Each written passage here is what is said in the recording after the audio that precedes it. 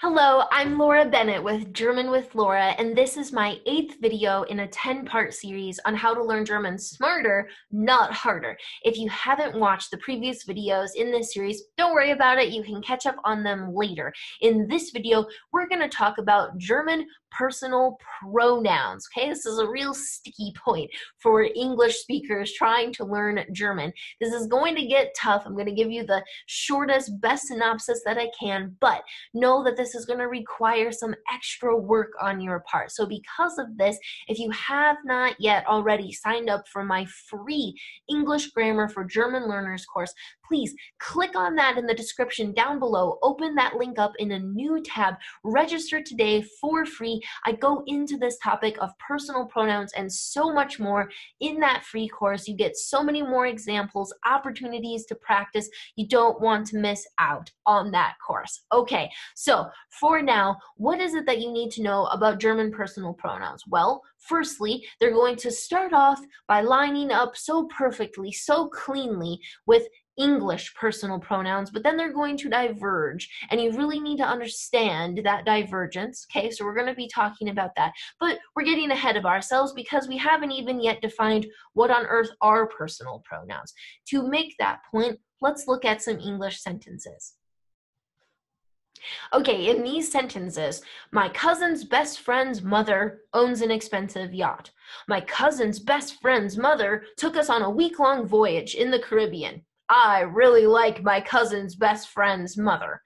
We would never say these three sentences in succession like this, right? This is long, this is cumbersome. Who wants to say my cousin's best friend's mother 3 sentences in a row, right? This is not how language works. What we would do instead is use a personal pronoun to replace this phrase, my cousin's best friend's mother. Pronouns, personal pronouns, are these short, simple little words that are used to replace names, nouns, or entire noun phrases. Okay, so if we had to replace my cousin's best friend's mother, we would replace it with the pronoun she. She owns an expensive yacht. And so likewise here, she took us on a week-long voyage in the Caribbean, right? This is pronouns at work. We use these all the time in English and in German, right? Which is why you really need to know how to use them. So now, this same phrase, my cousin's best friend's mother, is also used in this third sentence, right? It's right here. But would we replace this with she? No, we wouldn't say I really like she. Ooh, that sounds terrible. What would we say instead? Her. I really like her. Okay, so this is also a personal pronoun, but it's different at the same time because it's in what's called a different case. And if you haven't already watched my 5th video in this series on the case system, you might want to get caught up on that very soon. Okay, so we have in English 2 different cases that are called the nominative and the objective case. The nominative case is what we are using with these pronouns she. Those are nominative case pronouns. We're going to look at a table in just a second.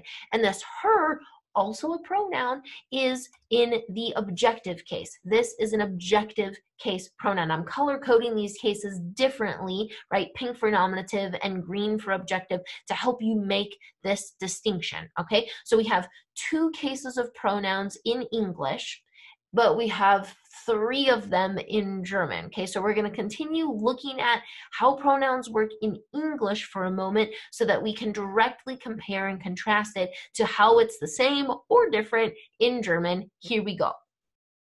Okay, so this table is for English nominative pronouns, and there's some additional terminology that we need to try to get comfortable with when we're talking about pronouns, and that is what is called the first person, second person, third person, and then singular and plural. Okay, so how this works is that we're very egocentric. We start with ourselves. We start with I. So in our little imaginative scenario here, I am the first person in the equation. So first person, okay?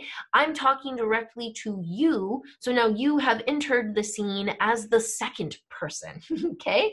Then you and I are talking about someone else, and when we're talking about someone else, that someone else is going to be the third person. Right now we're in a little triangle in our scenario, okay? And then from there, it's just a matter of if I'm talking just about myself, I'm one person in the first person, or if it's a we, okay, that's the plural column.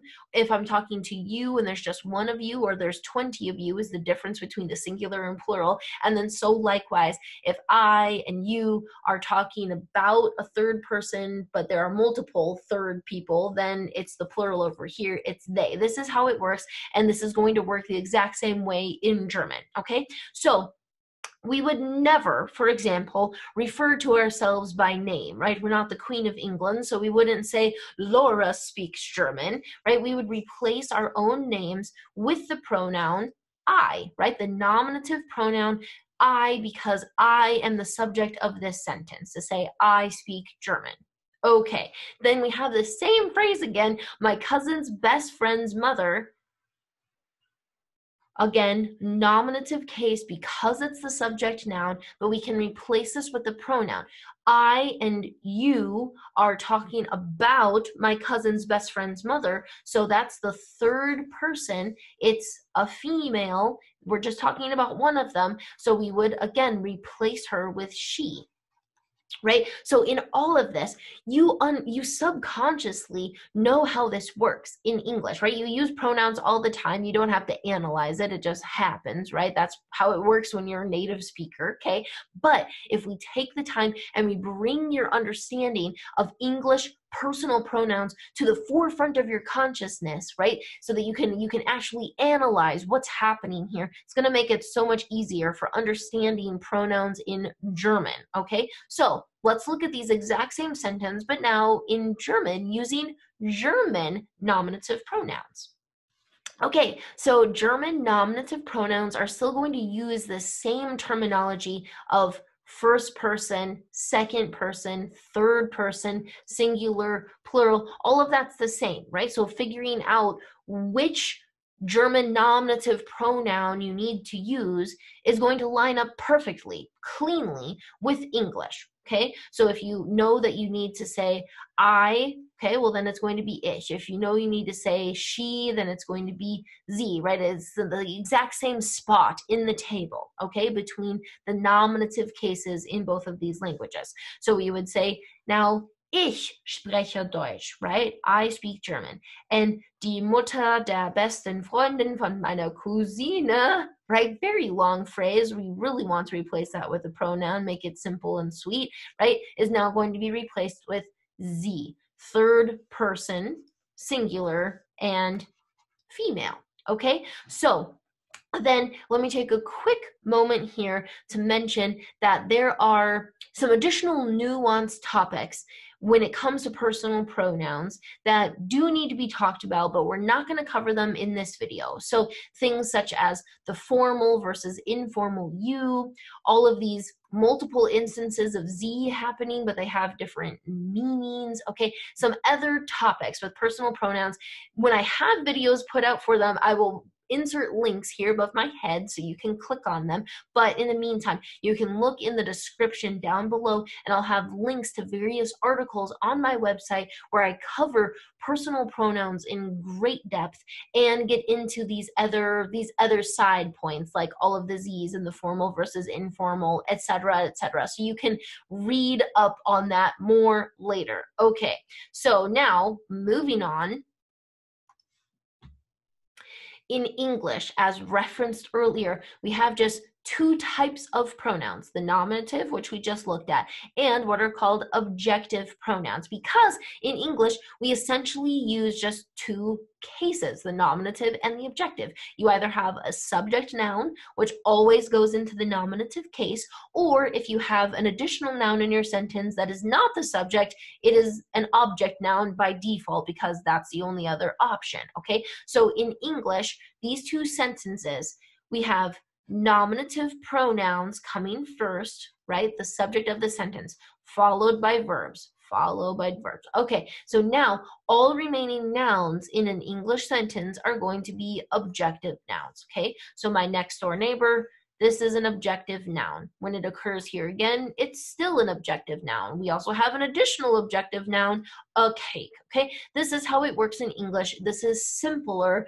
than how it works in German, as you will see in a moment. So if we want to replace this noun phrase, my next door neighbor, in English, we want a pronoun here. We can no longer use the nominative pronouns, right? We can't say, I like he, or I like she, right? Like that does not work, okay? Because whatever case a noun or a name or a noun phrase is in, it needs to be replaced with a pronoun in that same case, okay? So we can say, I like him. I like my next door neighbor. Or we could say her. We're going to make it a him for now, though, right? So this is still the third person. All of this terminology is still the same. First person, second person, third person, singular and plural. That's staying the same in all of these tables, right? So I really like my next door neighbor. I'm telling you this directly. We're talking about him.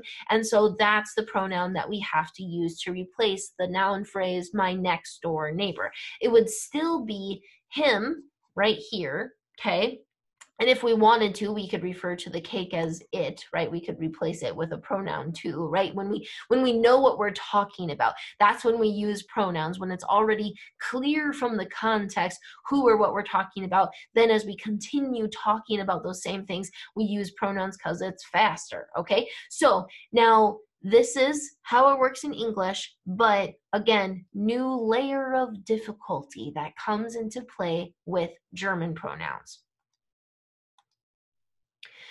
So these English objective pronouns, me, you, him, her, it, us, you again, them, this gets split into two different cases in German, which I color code yellow for the accusative case and then orange for the dative case, okay? So the thing about this is these accusative pronouns of mich, dich, ihn, sie, es, uns, euch, sie.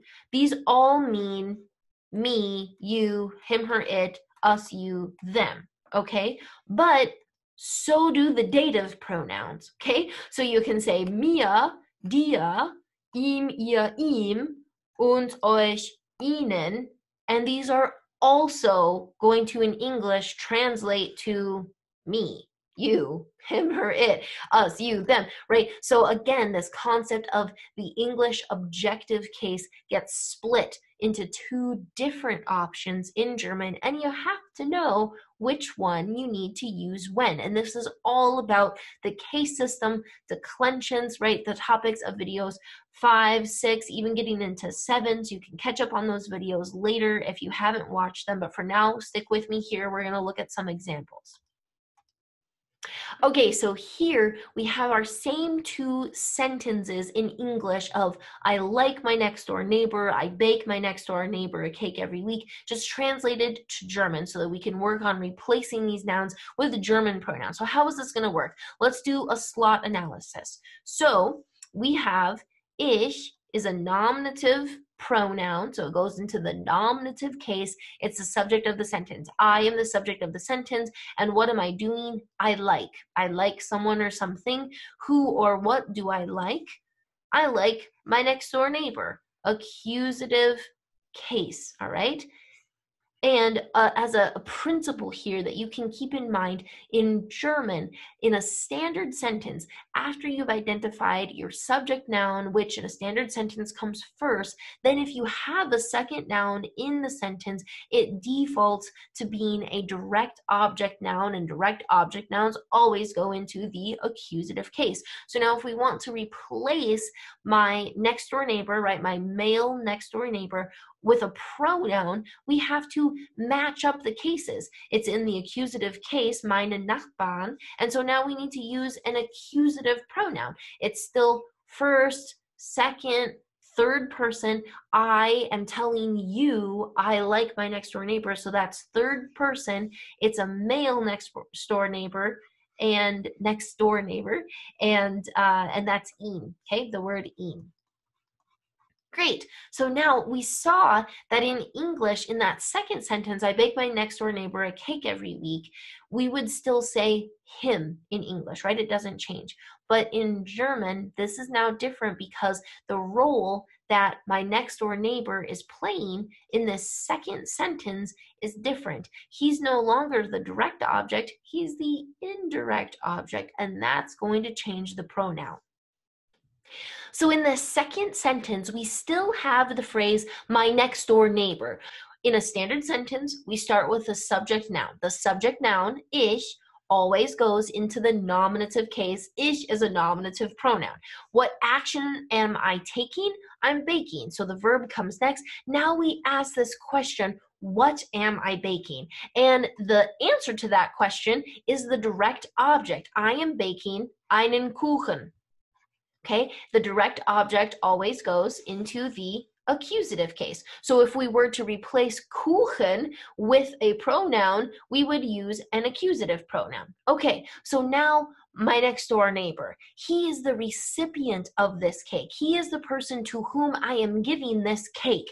And that means that in this sentence, he's playing the role of the indirect object. And indirect objects go into the dative case in German. So we're going to have to use a dative pronoun in order to replace my neighbor here. So dative pronouns, we are talking about the third person, right? We still have first, second, third person in the dative, just like with the nominative and the accusative.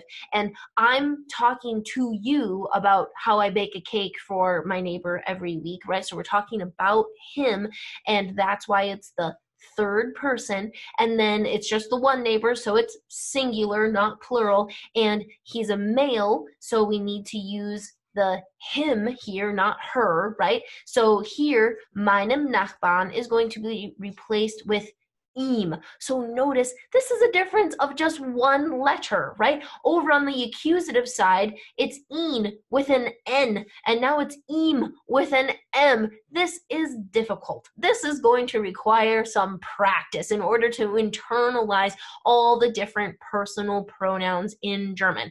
But this is now a perfect opportunity. If you have not already, clicked below in the description and opened up a new tab to sign up for my English Grammar for German Learners course. Do that now so you can learn more about personal pronouns and so many other essential grammar topics through English first so that the German is easier to understand, okay? And remember, you can also click in the description below to read articles on my website on the topic of personal pronouns and various other nuances that I haven't had a chance to get into in this video. But before you leave, if you haven't yet subscribed to my channel, click on that button below so you know when I come out with new information. Now you have a choice before you. You can either continue to the next video and learn about word order in German, or if you haven't watched this series from the beginning, this might be a good time to start from the very first video. Either way, I'll see you next.